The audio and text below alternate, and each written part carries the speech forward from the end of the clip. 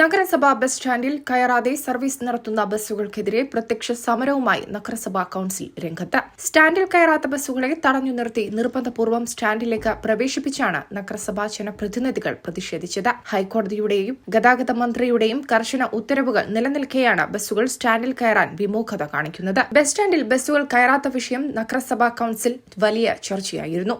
തുടർന്ന് ബസ് ഉടമ സംഘടനകളുമായി നടത്തിയ ചർച്ചയിൽ തിങ്കളാഴ്ച മുതൽ എല്ലാ ബസ്സുകളും സ്റ്റാൻഡിൽ കയറുമെന്ന് ഉറപ്പു നൽകിയിരുന്നു. എന്നാൽ ഒരു വിഭാഗം തൊഴിലാളികൾ ഇതിനെതിരെ രംഗത്ത് വരികയും തീരുമാനം നടപ്പിലാക്കാതിരിക്കുകയും ചെയ്തതോടെയാണ് നഗരസഭ കർശന നടപടികളിലേക്ക് നീങ്ങിയത്. ചെയർപേഴ്സൺ അഡ്വക്കേറ്റ് പി കെ റിനിഷയുടെ നേതൃത്വത്തിൽ പോലീസ് സ്റ്റേഷന് മുൻപിലെത്തിയ കൌൺസിലർമാർ KSRTC ഉൾപ്പെടെയുള്ള ബസ്സുകൾ സ്റ്റാൻഡിലേക്ക് കയറ്റിവിട്ടു. നഗരസഭാ സ്ഥിരസമിതി അധ്യക്ഷന്മാരായ ഹാരിസ് ആമിയൻ, പരി അബ്ദുൽ മജീദ്, ആബിദ എട്ടുവീട്ടിൽ, മറിയമ്മ ഷെരീഫ്, കൌൺസിലർമാരായ AP ഷിഹാബ്, പാച്ചത്ത് നാരായണൻ, അനിൽകുമാർ, CT അർഷക് എന്നിവർ സമരത്തിന് നേതൃത്വം നൽകി.